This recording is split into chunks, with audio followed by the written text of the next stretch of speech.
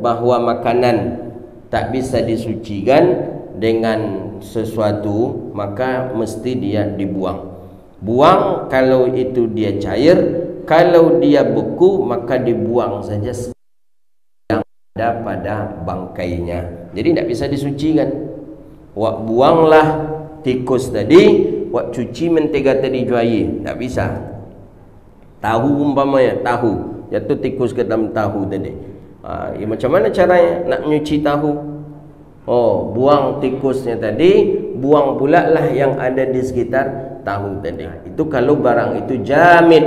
Jamid kalau barang itu keras atau beku. Kalau ma'i' cair. Jadi ada dua dia. Bismillahirrahmanirrahim. Bapak Ibu hadirin yang dirahmati Allah Subhanahu.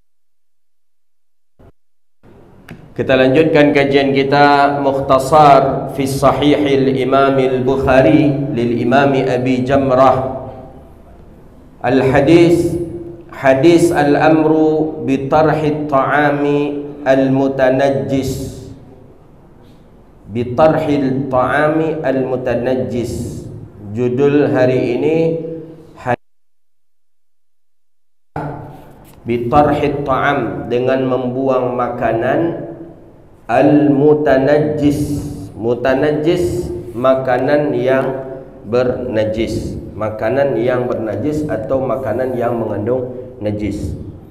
Dia dalam fikih taharah itu ada air itu dan ada air mutanajjis. Beda dia. Najis, mutanajjis. Kalau najis asluhu, asalnya najis, seperti kotoran kita, pipis tun najis. Mutanajjis, air yang dimasuki oleh najis, atau air yang lewat di sesuatu najis bernama mutanajjis. Contoh di pipa tu ada bangkai biawak. Biawak kau dah ambil ya. Cocak lah, koncek, katak. Sehingga air yang lewat tadi tu disebut dengan air mutanajjis. Dia beda hukumnya. Air mutanajjis, ini kita fikih tu. Kita sebenarnya babnya makanan, tapi kita coba ke fikih, ke bagian air. Mutanajjis menurut para fuqaha, ahli fikih, ulama fikih, apabila tidak berubah 3 sifat air, maka air ini boleh untuk dipakai. Rauyahuha, pertama baun, kedua alwanuha, warna. Keraso je pak, tak boleh. Baun dulu, tengok aman. Alwanuha, warna tidak berubah. Baru yang ketiga, cuba. Tidak berubah rasa. 3 sifat ini tidak berubah, maka air tadi boleh untuk dipakai, selagi air tadi memenuhi juga kriteria air yang ada di dalam fikih. Dia melebih daripada 2 kula, kemudian mungkin kalau tak 2 kula tapi dia mengalir, nah itu boleh. Nah itu air namanya mutanajjis. Nah yang najis walaupun berubah 3 sifat air, tetap ini tak boleh dipakai. Baik bersuci, baik untuk mandi, baik untuk berwuduk, baik untuk boleh dipakai. Walaupun air pipis kita masukkan ke dalam botol, lama-lama baunya tidak ada, warnanya lah aman, rasanya aman juga, boleh kita minum? Minumlah dia apa enggak? Tak boleh, itu bedanya. Jadi beda antara air najis dengan mutanajjis. Nah makanya di sini disebutkan hadis al-amru bitarhit ta'amil mutanajjis.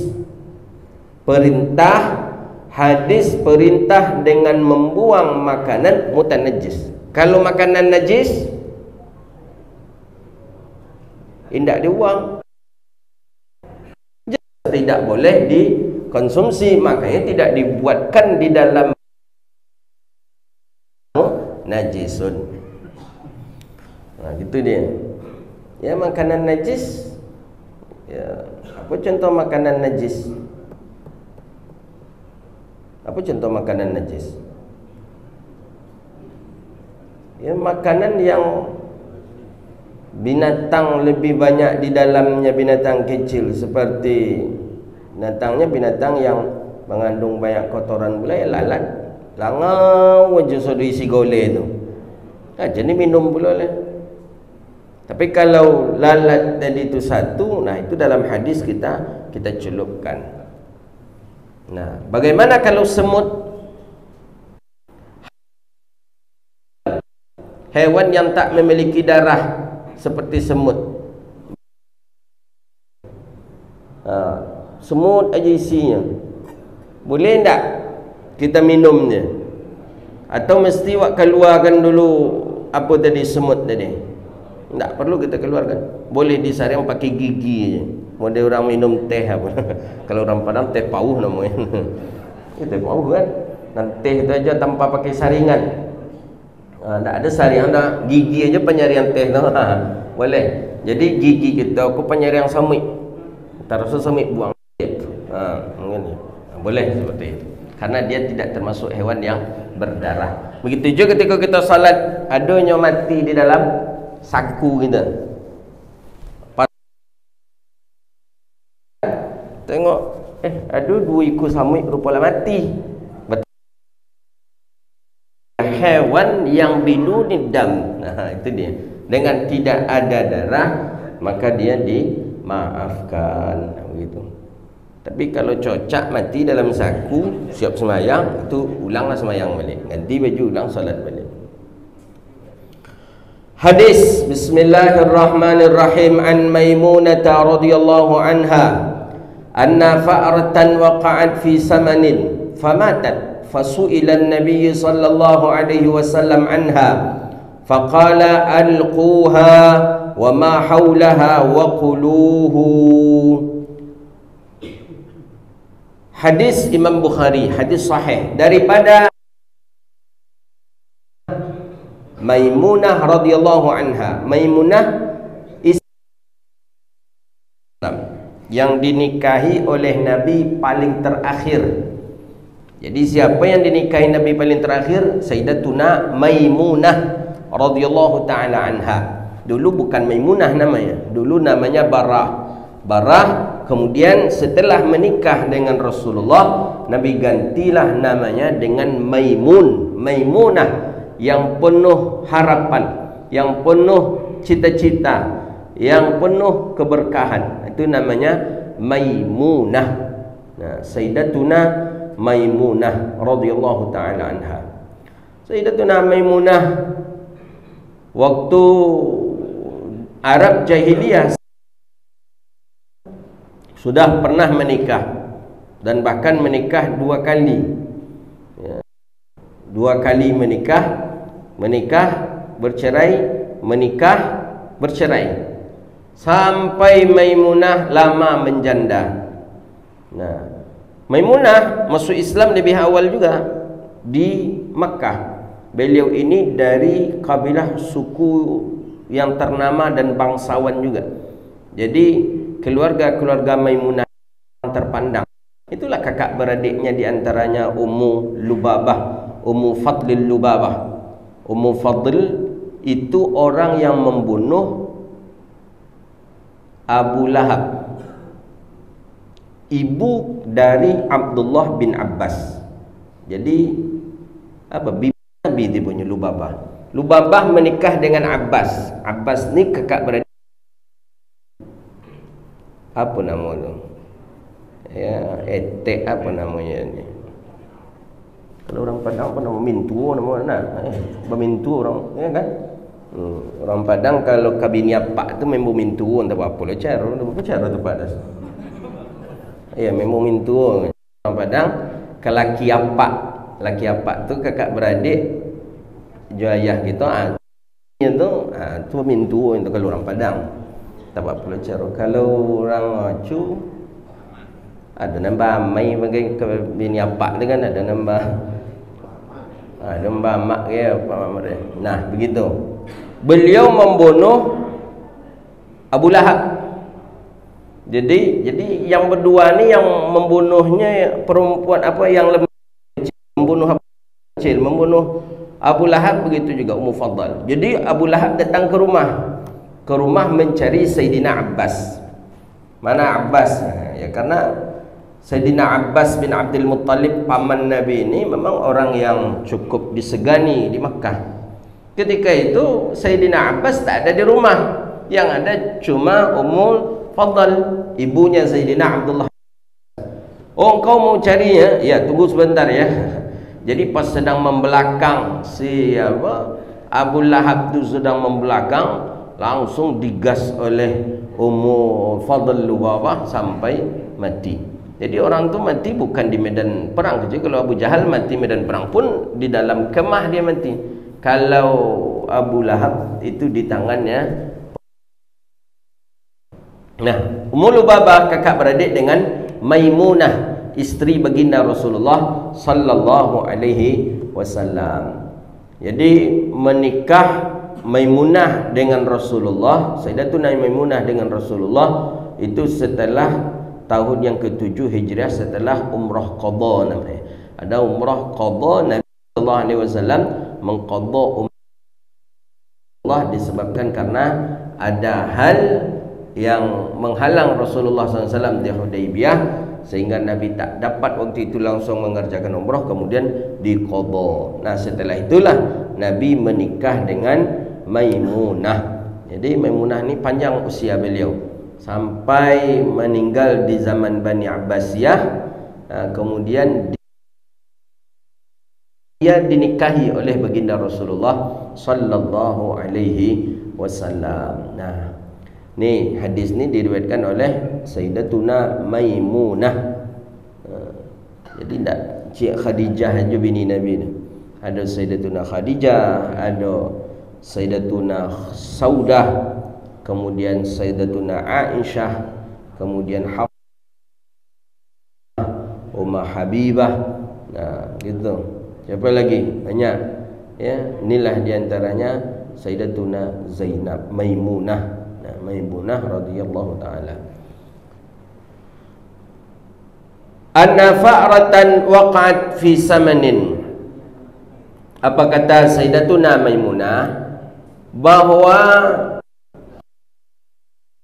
ini kelinci, tikus, fa'rah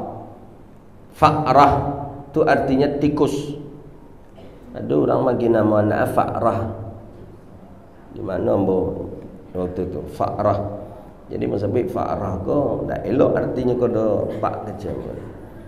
Fa'rah tu kalau dalam bahasa Arab, bahasa tikus, moncik. Sayo kecil, tak percayanya kawaknya ulang tanya ni sayo. Cuma kau nak cari tengok kamus ni. Fa'rah. Nah, cuma tak dari mana. Jadi tak lebih awak berpegang kepada kamus nama bayi-bayi dalam Islam. Perlu juga tanya kepada orang yang faham dengan bahasa kalau ingin membuat nama. Tapi sancak-ancaknya nama, ya nama yang sudah ada pada sahabat Nabi. Ya, Maimunah kalau nya produksi, Zainab, Sayyidah Aisyah, orang-orang tutu dulu itu membuat nama anak. Tiba di kita kini malu membuat anak dengan nama-nama ahli penduduk surga. Nah, tak gaul dah katanya. Atau ada pula alasannya cek lain. Buat nama anak ancak-ancak berrupa perangai besok tak elok dah cek lah. Malu anak awak je. Nya uhibbut tafa'ul. Itu harus kita tanamkan. Ini uhibbut tafa'ul. Tafa'ul tu mudah-mudahan namanya dak lain nama yang elok, mudah-mudahan besok jadi elok. Jadi didik. Oh nanti ternyata yang tak jadi orang elok, itulah takdir daripada Allah. Ya, bukannya berarti awak takut itu kemudian tak perlu awak buat namanya dengan nama yang baik. Tak. Ana fa'ratan, bahwa sesungguhnya fa'rah, tikus, waqa'at fi saminin. Samin ni mentega, belum cair. Famatat, kemudian mati dia. Moncik jatuh ke mentega, mati moncik tadi. Nah, fasu'ilan Nabi sallallahu alaihi wasallam anha, maka ditanya Nabi sallallahu alaihi wasallam daripadanya. Maksudnya mentega tadi bagaimana hukumnya, dengan tikus tadi bagaimana hukumnya, boleh dikonsumsi atau tidak, bagaimana? Faqala, apa kata Nabi sallallahu alaihi wasallam? Alquha wa ma haulaha, buang tikus dan apa-apa yang ada di sekelilingnya,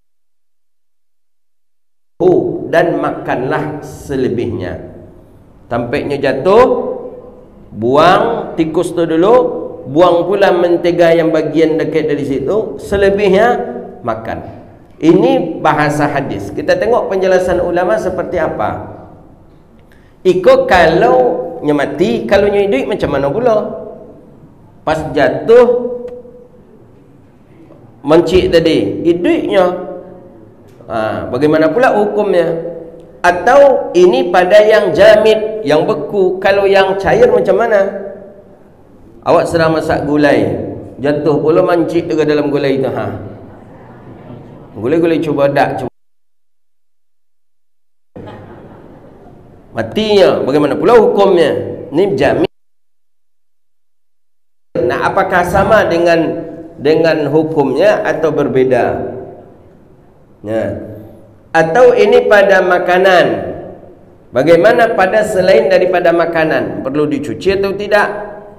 Baju kita umpamanya seperti yang kita kisahkan tadi, bajulah telamu letak, lah telamu terletak baju tadi tergantung di hanger.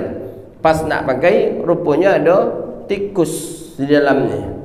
Tikus, kalau mati pula. Nah, bagaimana dengan baju tadi? Boleh tak dibawa solat atau tidak? Apakah ini pada makanan saja berlaku atau tidak ya? Nah, apa kata musannif rahimahullahu ta'ala? Ya'tadil hukmu fil at'imah, pada makanan yang jamidun, yang jamid ni yang beku. Wa amma fil ma'i', dan adapun pada makanan yang ma'i', fala, ma'i' ini yang cair, fala, maka tidak berlakulah hukum ini. Maksudnya apa? Fatarahu jami'an, kalau itu pada makanan yang ma'i' atau yang cair, maka mesti dibuang keseluruhannya. Awak sedang masak gulai, tiba-tiba melompek aja memoncik ke dalam tu, matinya langsung. Buang aja lah gulai awak tu. Barunya mahnya, jangan buat baru-baru tu pula ni. Bahkan kalau nyemaik dihukum dengan perkara yang tak baik. Anda untuk awak dan apa ada untuk orangnya kecil lah. Awak kan tidak, itu berdosa kita bagi makanan yang haram kepada orang lain.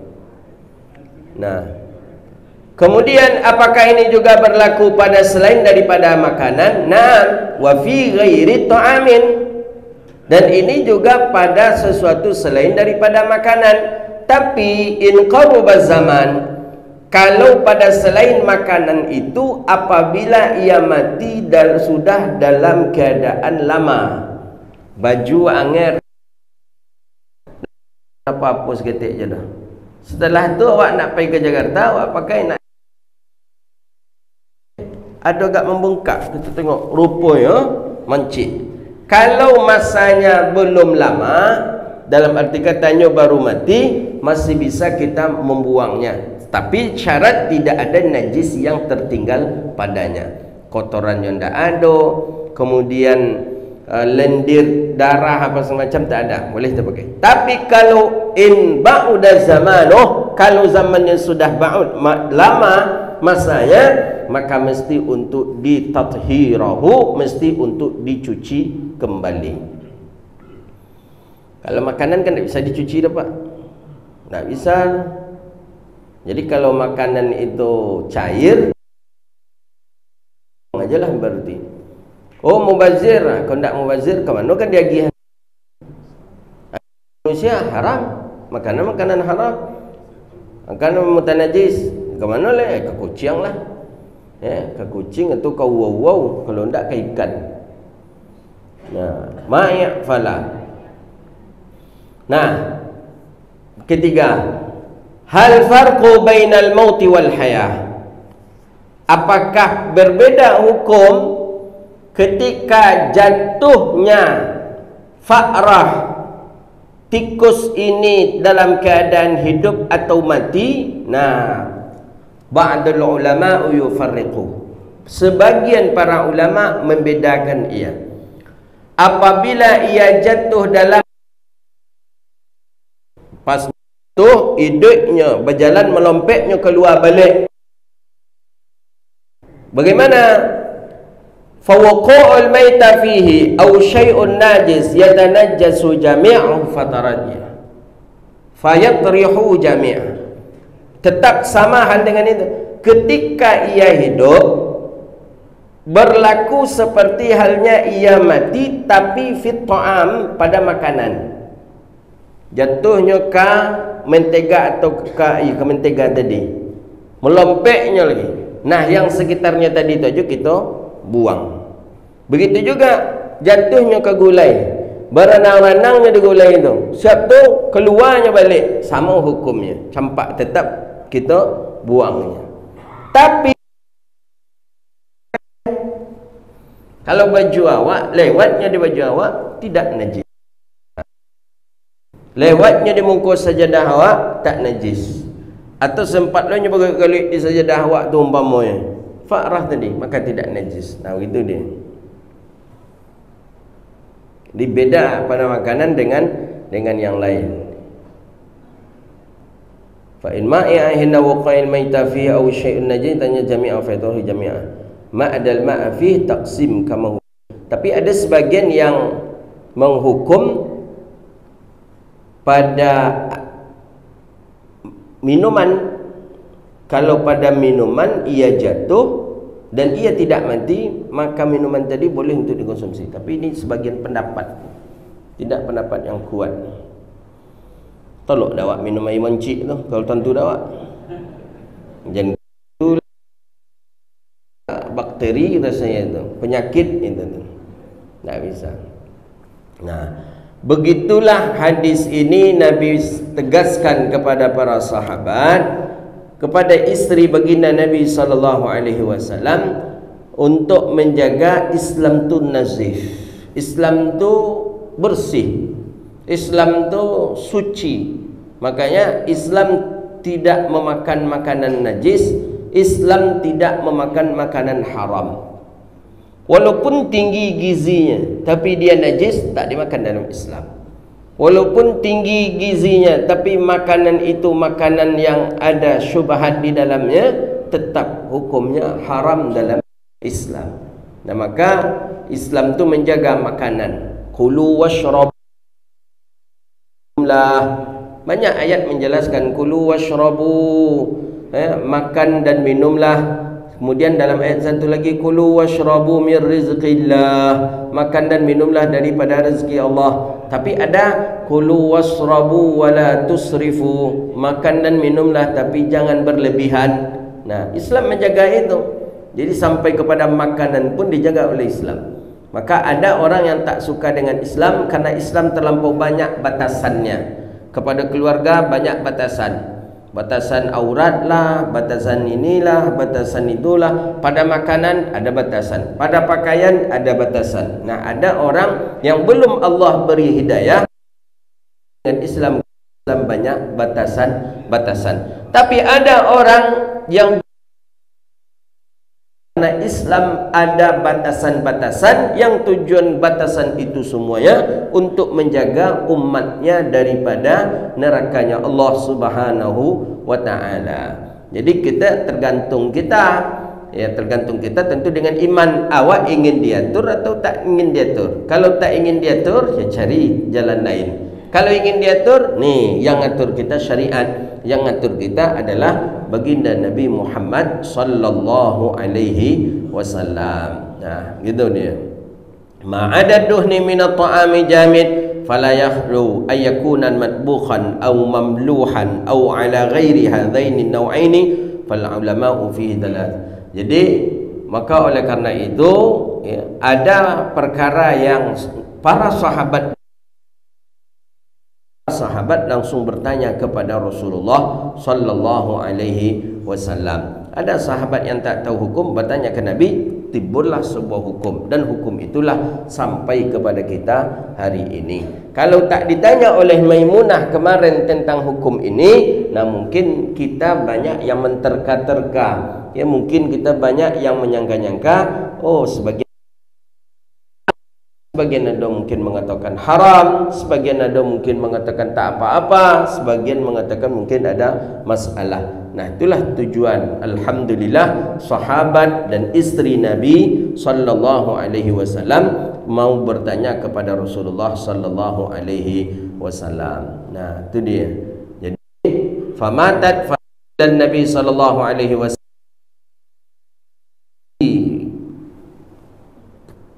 tikus tadi, barulah dia tanyakan kepada Nabi sallallahu alaihi wasallam. Jadi tidak bisa, kesimpulannya bahawa makanan tak bisa disucikan dengan sesuatu, maka mesti dia dibuang.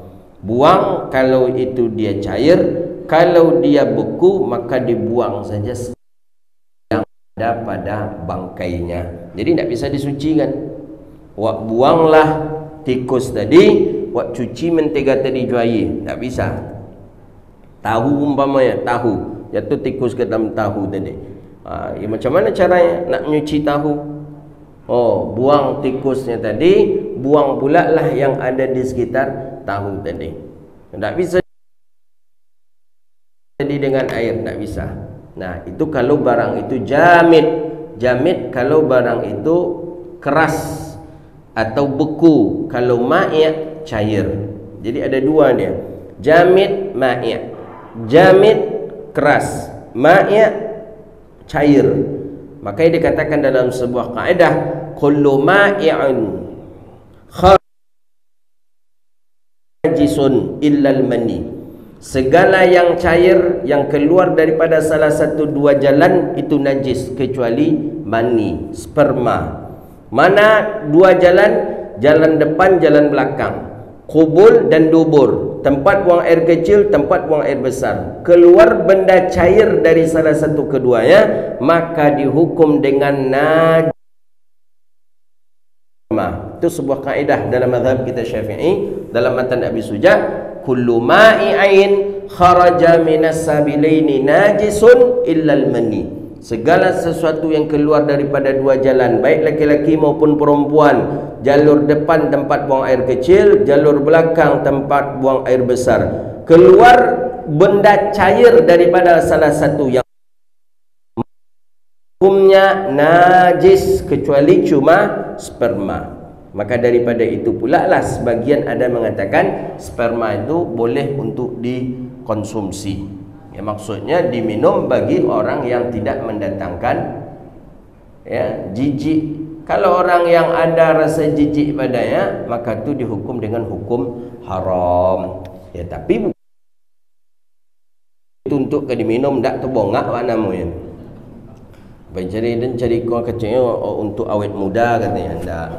Tapi lebih banyak ulama untuk mengkonsumsi itu menghukum kepada hukum haram karena menjijikkan. Ya, tapi fikih, karena fikih maka kita bahas. Nah, kalau seandainya yang keluar tu jamid, yang keluar itu beku daripada salah satu dua jalan, nah di sini para ulama berbeda pendapat. keluar salah satu dari dua jalan, depan atau belakang, dan dia beku, tidak ma'yak, tidak cair, nah para ulama berbeda pendapat. Sebagian ulama katakan itu najis, sebagian ulama katakan itu tidak najis apabila tidak bergelumur di lumur. Contoh saja, pas awak tekan tuik, rupanya keluar kecanto jin. Oh, mohon maaf, awak fikir mungkin, awak ngaji mungkin, tekan tuik keluar kecanto jin. Awak tengok, ya kecanto jin kau jangan keluar. Tidak ada bercampur apa-apa, tidak ada bercampur apa-apa, seketik je. Nah, macam mana caranya? Awak cuci, awak makan balik, boleh? Ha? Kalau dalam kaedah kan yang cair, sedangkan kecanto jin baku. Nah, macam mana itu? Nah, di situ telah makanya disebutkan yang cair ni, kalau yang baku tidak. Jadi boleh kita konsumsi kalau begitu? Ya, tentu menengok pula lah, macam tak ada lain yang lain pula kecanto jin dicik itu pula nak awak makan. Kopi luar, kan beku dia yang keluar. Atau kalau orang anak-anak dulu kan ada cincin, kau pasnya berak keluar cincin tu balik, dicuci, dibersihkan, boleh. Apakah selamanya dia najis? Tidak. Nah, disitulah maksudnya. Tapi kalau ma'i'ain kharaja minas sabilaini najisun wallahu a'lam bissawab. Jadi inti kaji kita bahwa makanan yang mengandung najis, makanan yang mengandung perkara-perkara